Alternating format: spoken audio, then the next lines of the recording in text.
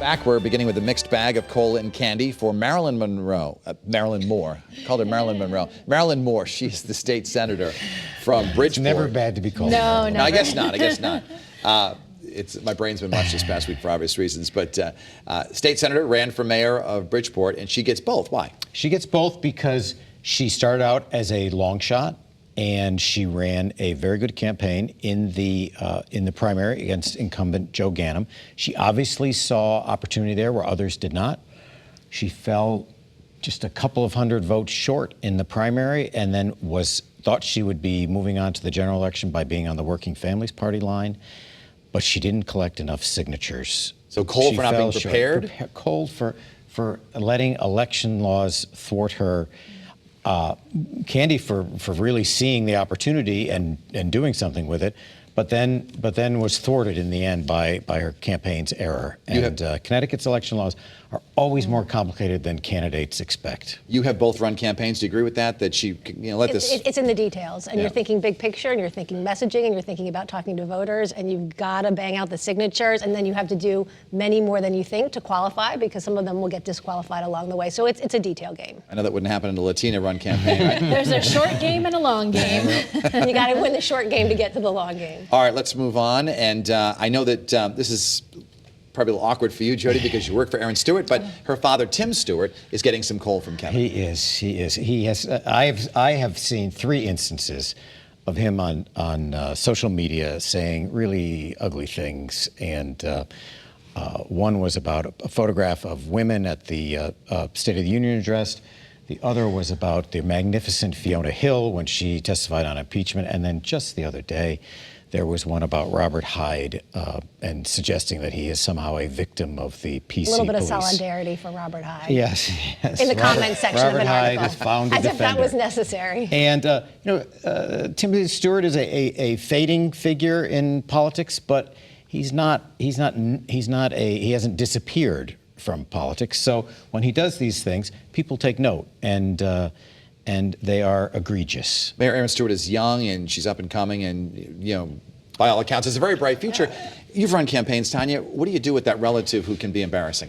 Listen, I'm sure that and I'm not going to ask, but I'm sure there's lots of family conversations going on. She's got to run on her own and on her own platform and figure out what she's going to do behind the scenes. It's not something she's going to take on publicly, nor would I advise her to take on publicly. Jodi, you don't have to weigh in unless you absolutely want to. He's an adult. He has to answer for himself, and I wish him a lot of self-reflection this year. Good enough. All right, let's talk about the no tolls movement. And tolls came up in the candy. You gave them candy. Does everyone agree that they should be getting candy? And I'll start with you, Jodi. The anti-toll people you're talking about. Yeah, the anti-toll movement. I'll begin with you, Jodi. Kevin's giving them candy. Do you agree? I would give them candy for feeling passionate about something and really standing out there and trying to fight for what they believe in. Let's talk about Lynn Fasano. Getting candy from you and getting coal. Actually, candy from you as well. I did it. Tell us about that. Blessed are the peacemakers. I'm trying, Kevin. I'm trying. No, this is funny. I've been reading some of the senator's comments about the governor, and I found it particularly interesting that he seems to be trying to create the perfect Democratic governor. He's pulling out Lamont's niceness and business savvy, and then he says, but he needs a little bit of that sharp elbowed edge that Governor Malloy had, and that single-minded, I'm going to get this done and you're going to do it my way, or not at all. So he seems to be trying to create this hybrid governor that he wants to work with, but along the way, he actually had nice things to say about the current governor and nice things to say about the former governor. Kevin's also giving candy to Senator Fasano. Why? I am. Well, I think he has been the leading opposition member in the legislature, both with political strategy, but also intellectually, and that's what our system accommodates. And he doesn't just say no. He's made all sorts of suggestions on substantive suggestions on transportation infrastructure, and some of those have been accepted, some of those have been adopted, some of them have not. This transportation plan is a bit of a mess, but he has been there trying to guide it to a better place. He was very close friends with Denise DeCenzo, and he was very close with their family. And when you lose someone, you tend to reassess your own life and see, I'm not going to put stuff off. Do you believe he's now going to run for governor? Do you see him as a candidate, Jodi, as a Republican? I think that he has definitely thought about it many times before, but it's a family decision. You're really putting yourself out there, and your family has to be along for the ride. I think he would make a fabulous governor. Whether he's toying with the idea again, I don't know. Kevin? He would make, I think he'd make a very successful governor. The problem is he'd have to run as a Republican, and getting through a Republican primary as the Republican Party is today, it would be very difficult for someone who is as sensible and realistic as he is. Tanya, what do you I think? can't pretend to get in Lynn Fasano's mind, so I can't answer that question. All right, let's talk about piece of coal for the Connecticut Port Authority. So unfortunate. What a mess. And that was the photograph purchase. That was the photograph, the decorating, other contracts, not really being very straightforward about it.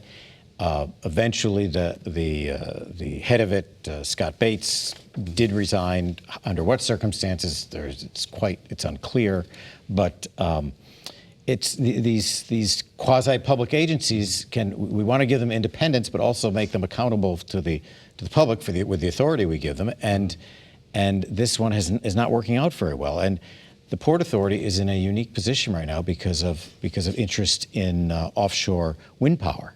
And so it needs to be a more professional organization. Jodi, I love your one, Candy for Newtown football. What a great story. Oh, tremendous. Class LL championship, a 3-second, 3:03 on the clock, I believe, and they make a Hail Mary pass and they get the touchdown. What a tremendous opportunity for that town to actually celebrate on such a dark day. What about big changes in the media? Let's just talk about this finally. John Koski from WNPR is gone. I know a few of you said that he should have coal, but someone should have coal, but we weren't sure where that should go. Jim Vicevich also stepping down, and of course the loss of Denise DeCenzo. Kevin, let's begin with John. Well, he was an important part of a team that made Connecticut Public Broadcasting a real powerhouse in the state, and the ratings are tremendous. And they went several years ago. They went from mostly music to other more public affairs programming, and they found an audience, and that's not easy to do in a really fractured media environment. Jim Vicevich he was libertarian, but many Republicans went on his program. That's a big loss. It's a huge loss. I wish him all the well. I know he's battling lupus, and that's extremely difficult to deal with. He just was a really good voice, I think, out in the wilderness to clarify things for folks, and he wouldn't always impose his will on you. He would actually listen, which is a huge positive when you're doing a show like that. Tanya, we're going to be hearing from your boss in the next block, former boss, Lieutenant Governor Susan Bysiewicz, who was talking about Denise DeCenzo and what she meant to her. As a woman in business, and I know when Denise started in the 80s, there weren't many women broadcasters. Right. And when you heard about the news, what did you think, and what do you think about her loss? Yeah, my heart went out to you and her family, certainly. And then we lost an icon, and we lost a true journalist. And I think that's one important thing. Obviously, on a personal level, it's horrible news. But Connecticut lost a really important professional journalistic voice. And so it's sort of those layers of grief, right? First on the personal level, and then for what the state lost. 2020 is going to be quite a year. We thank you all for being with us here today. Our elves, Jodi Latina, Tanya Meck, and Kevin Rennie. Have a wonderful holiday. Hanukkah begins tonight if you're celebrating that. And Merry Christmas and Happy New Year. And we'll see you back here on Thank you.